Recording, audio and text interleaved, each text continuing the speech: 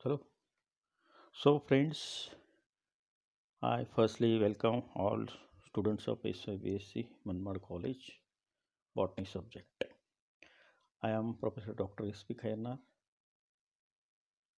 I will teach you for this semester Botany paper second, and title of the course is Plant Physiology.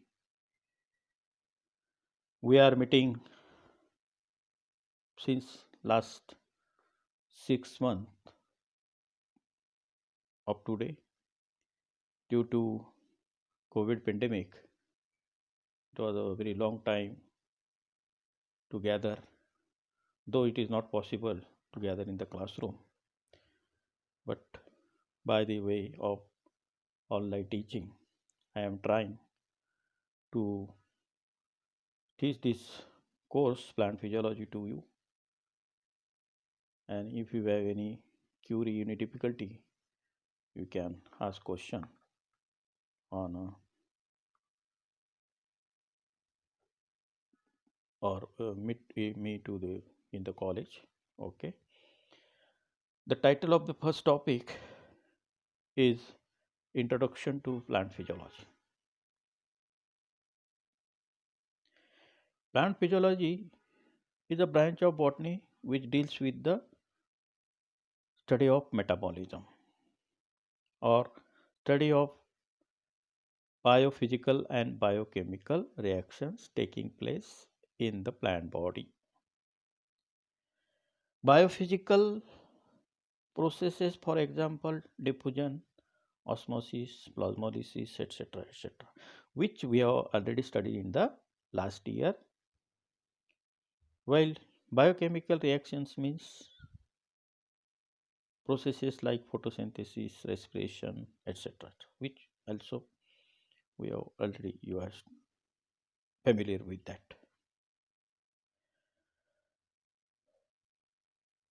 How we can define the term plant physiology? Plant physiology, it can be defined as study of metabolic activities in plant body. Metabolic activities means all anabolic and catabolic reactions taking place in the plant body. Anabolic means constructive phenomena and catabolic phenomena means destructive phenomena. Anabolic phenomena, for example, photosynthesis, where by use of simple inorganic substances like CO2 and water in the presence of light, plant synthesize carbohydrates and other types of food materials. So it is anabolic or constructive phenomena. And catabolic phenomena means, for example, respiration, where the complex food material or complex substances they are oxidized into the simple inorganic substances by use of energy. So the total sum of catabolism and anabolism it is called metabolism, and study of metabolism we call it as a plant physiology. Okay. Now let us proceed towards the second point, scope of plant physiology. It means why plant physiology is to be studied. What is its future or what is the scope for study of this plant physiological phenomena? First scope of plant physiology is to understand complex arrangement of tissues and their functions. For example, complex arrangement of tissues, for example, xylem tissue, phloem tissues, sclerenchyma tissues, various other types of tissues, how they are made up of, how they are functioning, and this complexity study for each and every plant, it have the great scope in future also for the plant physiology. Second scope is concept to study the concept of physics and chemistry, which helps to understand the process of water absorption, salt absorption by knowing the phenomena like diffusion, osmosis, root pressure, cohesion forces, etc. Concepts of physics and chemistry. Once we know, then these concepts we apply for the plant life. What is the physical properties or physical characteristics of cell wall, plasma membrane, plant organs, etc. Or what is the chemistry of the cell wall, cell membrane? That is, what chemicals are involved in construction of these various types of cell constituents. So, study of these is very important. By studying these physical and chemical properties of plants, organs, or plant tissues or cells, we come to have the basic knowledge of the plant life. And by that way, we can use this knowledge for studying the absorption phenomena. For example, how the water absorption takes place, how the salt absorption takes place, and thereby we also know, studying this physical and chemical nature of the plant cells or tissues. We can also study diffusion, osmosis, root pressure, etc., etc. So this is the another important scope of plant physiology to study. Then third scope is to understand chemistry of plant life. Chemistry of plant life means how the plant cell originates, how the cell is made up of. For example, cell wall, which is made up of cellulose, hemicellulose, etc. Plasma membrane, made up of lipoprotein membranes and other constituents. Middle lamella, which may be made up of pectic substances, like that. Then chloroplast, Golgi complex, endoplasmic reticulum, nucleus, nuclear membrane, etc. All these, how they are made up, what is the chemical nature of all these constituents of the cell. Once we know, once we study them, then that is very important for various other branches like genetics, genetic engineering, plant breeding, etc. So, plant physiology had great scope in all these branches. Then, next scope of plant physiology is to understand the knowledge of biochemistry, morphology, pathology, genetics, and ecology. Means to study, to understand the knowledge of biotechnology, study the knowledge of biochemistry, for study the morphology, pathology, means how the pathogens like fungi, bacteria, how they enter into the plant cell or to infect the plant cell, and how it causes the diseases in plant cell. To know this phenomena, we have to know the plant physiology, the structure of cell wall, structure of plasma membrane, etc. And then we can study the pathology and its how it happens to have the infection, and thereby we can control that disease once we know the knowledge of the biochemistry of the cells and plant organs. Then genetics, the central nucleus which contains nucleolus, chromosomes, etc., etc.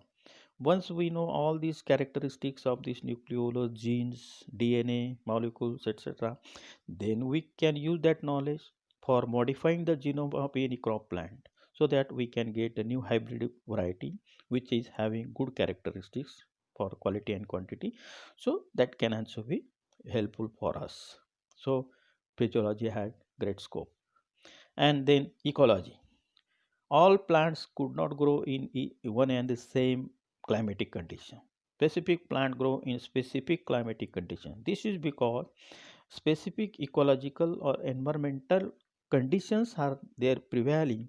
So these plants can found only in that particular geographical area where that particular climatic conditions are available. So, by studying the various plant flora, we can identify or we can classify the type of flora growing in a particular locality. So, this is the important scope of plant physiology to understand the biochemistry, morphology, pathogens, genetics, and ecology in the field.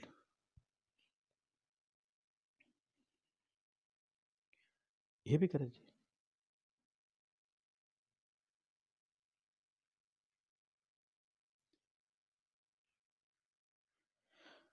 Next scope of plant physiology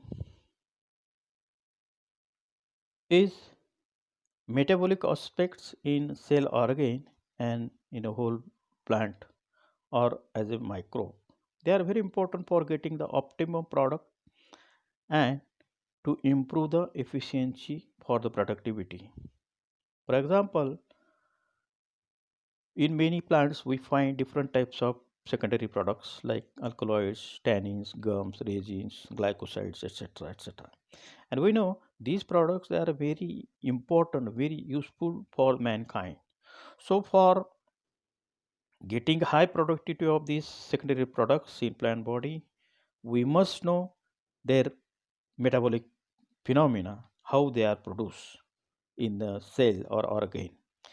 And by that way, we can, once we know the basic of this productivity of these compounds, then we can modify that process and we can get more production of these secondary metabolites from the any particular plant, or by studying physiology of any microbe, for example production of antibiotics or any other types of the compounds.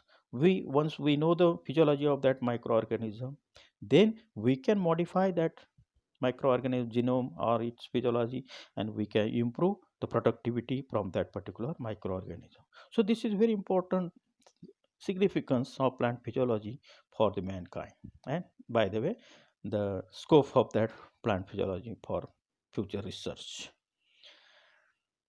Then next scope of plant physiology is to study the aspects related to growth, transpiration, flowering, fruiting, etc. Growth. How plant growth? For example, when we sow the seeds in the moist soil, then that seed germinates to produce a small seedling. So what physiological phenomena takes place in that seed? How it germinates? What phenomena? What various steps involved? How the water is absorbed? How the cotyledon swells? How the embryo starts uh, dividing and to produce uh, plumule and radicle. So what happens? What enzymatic reactions take place during that phenomena? And it leads to the formation of small seedling, then seedling grows into the mature plant. So this is very important. Once we know that growth, all the phenomena, then we know the knowledge of plant growth. Then rate of transpiration, phenomena of transpiration, how water is absorbed, how water from root to the leaves, how it is transported from the leaves, how it is evaporated, and how this process continues. So this is also very important. At which different factors how they affect the rate of transpiration, number of stomata, how they affect the rate of transpiration, etc. That knowledge we get by studying the physiology of the plant. So for studying this transpiration phenomena, we have must have the knowledge of plant physiology. Then flowering and fruiting. Many plants flower in a particular season. But nowadays, once we know the physiology of flowering, we can modify or we can make that plant to flower at any season as we desire. So this is very important. And so at present we are getting many types of fruits or flowers in the market throughout the year. This is because we know the physiological knowledge of that flowering and fruiting, so we can modify the flowering of that plants, and by that way we can produce flowers or fruit in off season also. This has become possible because of knowledge of plant physiology. So plant physiology are also great future, great scope in future to modify more and more new plants, their flowering, so that we will get more economic products for our consumption. Then next scope of plant physiology is to solve the problem of environment issues like problem of salty soils, barren lands, etc. Salty soils mean the soils in which there is a high concentration of different types of salts and minerals.